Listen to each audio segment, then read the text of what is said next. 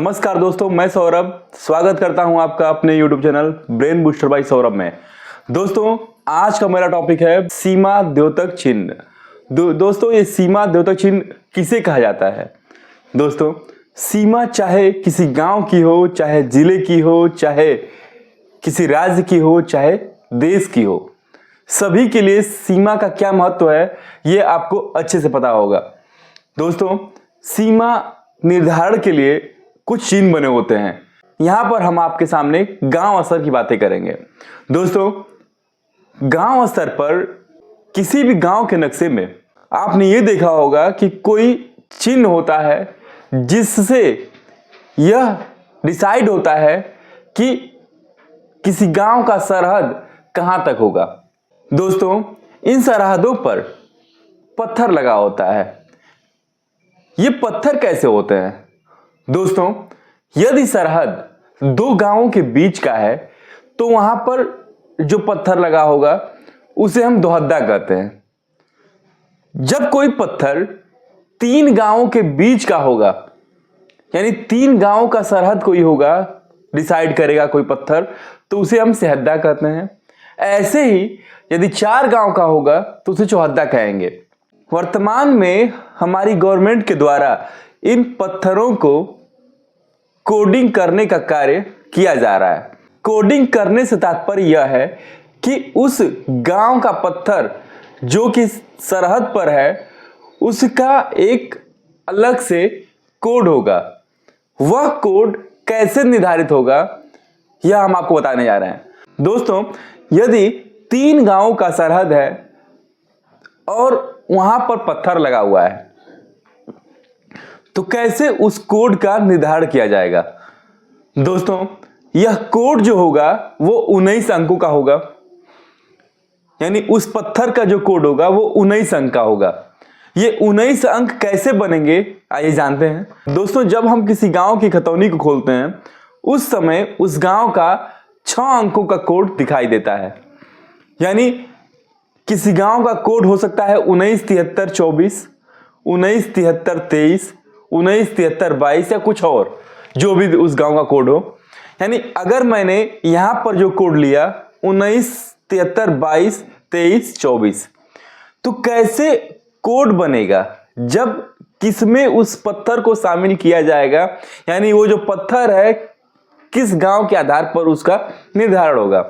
इसके लिए दोस्तों यह किया गया था कि उन तीन गांवों में जिस ग्राम का कोड जो होगा, यानी खतौनी कोड जो होगा, छोटा होगा, यानी जैसे 1973 22 23 24 में 22 छोटा है, तो सबसे पहले हम उस 22 को लेंगे।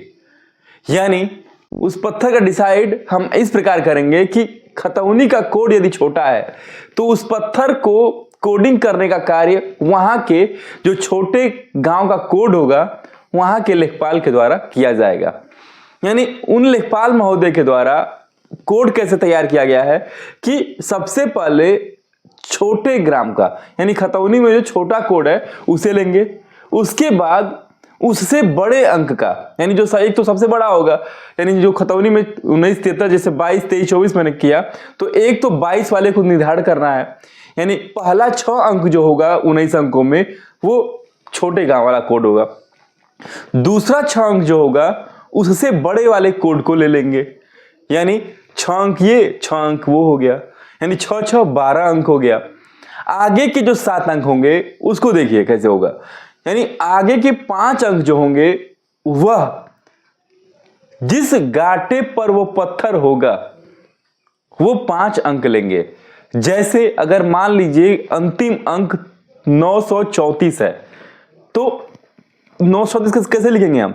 934 को हम लिखेंगे 00934, यानी 00934 5 अंक का हो गया। यानी 6 अंक का कोड पहले गांव का, 6 अंक का दूसरे गांव का, और 5 अंक उस गाटा संख्या को ले लेंगे। बचा अंतिम 2 अंक, कैसे करेंगे? यानी 2 अंक में क्या होगा, उस पत्थर का एक नंबर होगा। यानी उस गांव में मान लीजिए 5 पत्थर लगने हैं तो 01 02 03 04, यदि उस गांव में अगर हम उत्तर पश्चिम से हम शुरुआत कर रहे हैं तो वहां पर उसे नंबर 1 डालेंगे। ऐसे ही घड़ी की दिशा में हम उसे नंबरिंग करते हुए चले आएंगे, यानी 01 02 करते हुए हम 05 तक आ जाएंगे। ऐसे बनेगा वो 19 अंक का कोड। ये दोस्तों मैंने बताया कि कैसे निर्धारित होगा उस पत्थर का कोड जो राजस्व परिषद के द्वारा वर्तमान में अपनाया गया है, यानी उस कोडिंग को मैंने बताया आपको। दोस्तों इस पत्थर का महत्व क्या होता है, इस पत्थर की जरूरत ही क्यों होती है सरहद पे? अगर पत्थर नहीं रहेगा तो काम नहीं चलेगा, इससे क्या दिक्कतें होती हैं?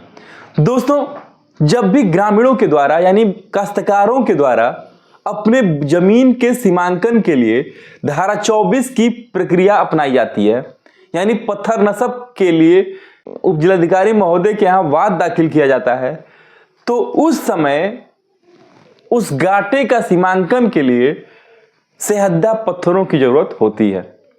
यानी उस गाटे की दूरी उस सेहद्दा पत्थर से कितनी है, उसी आधार पर उस गाटे का फील्ड बुक बनता है। यानी तब जरूरत पड़ती है उस सेहद्दा पत्थर की कि उसकी दूरी कैसे हम दर्शाएंगे उस गाटे की। वर्तमान में ये बहुत ही जटिल प्रक्रिया हो रही है, जरीब के द्वारा सीमांकन किया जा रहा है, बीच में आबादी पड़ रही है, क्या क्या हो रहा है, बहुत दिक्कतें होती हैं। उस पर भी पत्थर नहीं मिलता, पत्थर नहीं मिलता। मैंने बोला क्यों पत्थर नहीं मिल रहा? दोस्तों पत्थर न मिलने का कारण यह भी है कि बहुत समय पहले का, यानी पत्थर जो गांव में लगे हुए हैं वो चकबंदी के समय लगे हुए थे। बाद में प्रक्रिया तो है इसको लगवाने की, ग्राम सभा के द्वारा इसे लगवाने का प्रक्रिया है, कैसे कैसे होता है, सीमांकन करवाना पड़ता है इसके लिए, लेकिन वो प्रक्रिया लंबी होती है। लेकिन जो वर्तमान में पत्थर गांव में लगे हुए हैं वो हाल फिलहाल के तो नहीं है, वर्षों पहले चकबंदी के समय जब शुरुआत हुई थी उस समय वो गांव में पत्थर लगे हुए थे। दोस्तों इस पत्थर की लंबाई जो होती थी वो लगभग 7 फुट की होती थी। यानी इस पत्थर में कैसे लगता था ये, उस समय पत्थर जब ये गाड़ा जाता है तो इसका 2/3 भाग जमीन के भीतर होता था और 1/3 भाग जमीन के ऊपर होता था, यानी 1/3 ऊपर और 2/3 नीचे। क्या हुआ, कैसे गायब हो गया? दोस्तों अपने से तो कोई चीज गायब नहीं होती, और गायब करने के पीछे कंफर्म ये है कि उनकी कोई गलत मंशा होगी। हो सकता है ये हो कि वो पत्थर जो है सीमान उनके खेत के पास हो और उनकी गलत मंशा हो कि जमीन को अपने बढ़ाने के लिए या किसी अन्य गलत मंशा से वो उस पत्थर को चकदार के द्वारा उखाड़ दिया गया हो या किसी अन्य के द्वारा उखाड़ दिया गया हो। दोस्तों कई बार ये अनजाने में भी पत्थर को उखाड़ दिया जाता है उसकी महत्ता को न समझ करके। जैसे ये पत्थर गांव के सीमान में होते हैं, यानी गांव के बॉर्डर पे होते हैं और अधिकतर वहां पर आबादी से दूर होता है ये, और कार्य करते समय या ताल पोखरे में अगर पत्थर आ गया तो उसे न ध्यान दे करके उसे वहां पर क्या किया जाता है, उखाड़ करके उसे हटा दिया जाता है। हटाते समय वो ये नहीं जानते कि इसकी महत्ता राजस्व विभाग के लिए कितनी अधिक होती है, गांव वालों के लिए इसकी महत्ता कितनी अधिक होती है। वर्तमान में गवर्नमेंट के द्वारा उन पत्थरों का जियो टैगिंग किया जा रहा है, यानी उसका अक्षांश देशांतर सेव कर लिया जाएगा। अक्षांश देशांतर का फायदा ये होगा कि उससे जहां पत्थर उखड़ा हुआ होगा दोबारा से उसका वहीं पुनर्स्थापना कर दिया जाएगा। वर्तमान में गवर्नमेंट के द्वारा पत्थर लगवाया जा रहा है। ये पत्थर का न होकर के सीमेंटेड आ रहा है। कई जिलों में इसका कार्य भी शुरू हो चुका है।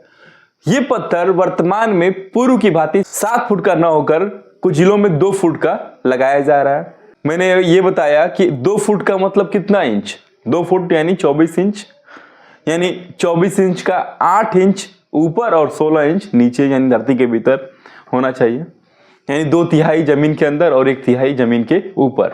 दोस्तों ये सीमा द्योतक चिन्ह जो होता है, यानी जो पत्थर होगा उसे ऐसा बनाया जाता है कि इस प्रकार से निर्माण होता है कि वो लंबे समय तक चल सके। ऐसा ना हो कि वो बीच से टूट जाए, या ऐसा बनाया जाता है कि उसे लंबे समय तक यूज में लाया जा सके। जब सीमांकन होते हैं तो इसको लेकर के राजस्व विभाग के कर्मचारी परेशान होते हैं कि कैसे अस्थाई बिंदु पता किया जाए, पत्थर न होने की दिशा में मौके की स्थिति के अनुसार किसी चकमार्ग या चौमेड़ा के आधार पर या तिमेड़ा के आधार पर उस गाटे का सीमांकन किया जाता है। दोस्तों, ग्रामीण क्षेत्रों में अधिकारियों के पास एक समस्या ये होती है कि खतौनी के अनुसार काश्तकार को उनका मौके पर जमीन उपलब्ध कराना होता है। जिस खेत को लेकर के किसान के द्वारा सीमांकन की प्रक्रिया को अपनाया गया है, उस खेत के सेहद्दे से दूरी अधिक होने के कारण और जरीबी लाइन ठीक से न आने के कारण उस गाटे का ठीक तरह से सीमांकन करना बहुत कठिन कार्य होता है। दोस्तों, वर्तमान समय में जब उस सेहद्दे का जियो टैगिंग यानी अक्षांशांतर जब सेट कर दिया जाएगा तो उससे उस गाटे का जिसका सीमांकन करना है उसकी सटीक लोकेशन, उससे उसकी दूरी कंफर्म हो जाएगी। इसके लिए भविष्य में गवर्नमेंट के द्वारा ऐप को भी या किसी यंत्र को भी लॉन्च किया जाएगा जिससे कि उस सेहद्दे से सीमांकन प्रक्रिया को आसान किया जा सके। मौके पर रकबे के कम होने के विवाद को भी आसानी से सुलझाया जा सकेगा। दोस्तों, वर्तमान समय में जब पत्थर यानी सेहद्दा पत्थरों को लगाने का कार्य किया जा रहा है तो कई जगह लगाने में समस्याएं भी आ रही हैं। वर्तमान में कई जगहों पर हाईवे, रास्ते या भवन का निर्माण यदि हो चुका है तो कैसे उन स्थलों पर सेहद्दा पत्थरों को लगाया जाए। इसीलिए दोस्तों, वर्तमान में कई गांवों में यह पत्थर लगाने का कार्य भी लेखपालों के लिए सिरदर्द बन चुका है। लखनऊ में तो दोस्तों और बुरा हाल है, क्योंकि वहां पर हजरतगंज हो चाहे अमीनाबाद हो, वहां पर सेहद्दा पत्थर लगाने के लिए लेखपालों को कितनी दिक्कतें होंगी अब वो खुद समझ रहे होंगे। लखनऊ में अमौसी एयरपोर्ट सेहद्दा पत्थर लगाने पहुंचे वहां पर कर्मचारी, तो यह पता चला कि वह पत्थर अमौसी एयरपोर्ट के रनवे के बीच में आ रहा है। एयरपोर्ट के अधिकारियों की अनुमति लेकर जब वो रनवे पर पत्थर लगाने पहुंचे तो एयरपोर्ट अथॉरिटी ने हजारों यात्रियों की सुरक्षा के मद्देनजर वहां पत्थर तो दूर किसी भी तरह का निशान लगाने से भी मना कर दिया। लेखपाल भाइयों का यह भी कहना था कि अगर जल्दबाजी में अगर पत्थर कहीं इधर उधर लग जाएगा, भविष्य में सीमा विवाद का ये एक बड़ा कारण बनेगा। दोस्तों, इस पत्थर को लगाने की जरूरत यह है कि गांव में अभी भी बहुत से लोग जब तक सरहद से जरीब न आ जाए तब तक वो मौके पर सीमांकन को मानने से इनकार कर देते हैं। कई बार रास्तों के सीमांकन हो, रास्ते के सीमांकन चाहे किसी भी सार्वजनिक भूमि के सीमांकन में भी काश्तकारों के द्वारा सरहद से सीमांकन की बात कही जाती है। लेकिन दोस्तों, एक दिक्कत ये होती है कि सेहद्दा पत्थर से जरीब तो आ जाएगी, लेकिन क्या समस्या होगी, कभी कभी किसी गाटे का नक्शा रकबे से बड़ा भी हो सकता है। यानी जिस जरीबी लाइन से हम जिस निश्चित बिंदु पर सीमांकन करना चाहते हैं वहां तक जब पहुंचते हैं तो उनके बीच में कुछ गाटों का नक्शा यदि बड़ा होगा तो मौके पर सीमांकन करते समय दूरी जो होगी वो एक्चुअल में कम भी हो सकती है। यानी अगर नक्शा छोटा होगा तो मौके पर दूरी बढ़ भी सकती है। यानी जो दूरी होगी हम अपने नक्शे में गुनिये के आधार पर जब दूरी को मापेंगे तो वो दूरी यदि नक्शा बड़ा होगा तो अधिक होगा गुनिये में, लेकिन जब मौके पर सीमांकन करेंगे तो वो दूरी उस पत्थर से कमी के रूप में होगी। तो ये समस्याएं हो सकती हैं, ये अपवाद स्वरूप है। ये मैं ये नहीं कह रहा हूं कि हर समय ये दिक्कतें होंगी, लेकिन ये समस्याएं होती हैं। यानी पत्थर से जब उसे हम जरीब को लाएंगे तो बीच में यदि नक्शा किसी गाटे का बड़ा होगा तो वो प्रभावित करेगा, यानी वो प्रभावित करेगा चाहे सीमांकन प्रभावित होगा। दोस्तों, अचानक ये गांव में पत्थर क्यों लगने लगे, क्यों पत्थर लगाने की जरूरत पड़ी?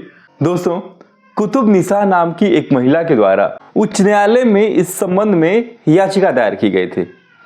उस याचिका के जवाब में यानी कुतुबनिसा बनाम जिलाधिकारी लखनऊ की याचिका पर उच्च न्यायालय ने सरकार को उत्तर प्रदेश के सभी ग्रामों में सीमांकन पत्थर लगाने का निर्देश दिया है, जिसके चलते सरकार ने राजस्व विभाग न्यायालय के आदेशों को तय सीमा के अंतर्गत पूरा करने के लिए निर्देशित किया है।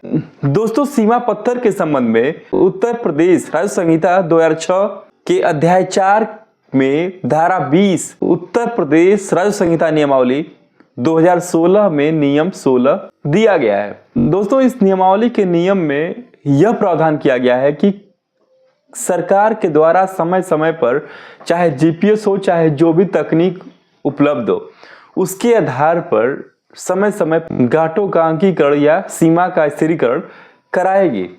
दोस्तों, इसमें यह भी दिया गया है कि किसी भी जिले का निर्धारण यानी जिले के सीमा का निर्धारण अगर नदियों के द्वारा हो रहा हो तो बीच का धारा का न लेकर के नियत सीमा के सिद्धांत को अपनाएगी।